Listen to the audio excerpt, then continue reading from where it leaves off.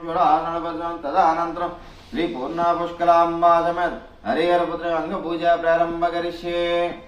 ఓం ఓం భూతనాథాయ విద్మహే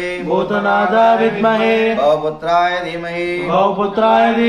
తన్నో శాస్త్ర ప్రచోదయాత్ ఓం భూతనాథాయ విద్మహే భవపుత్రాయ ధీమహి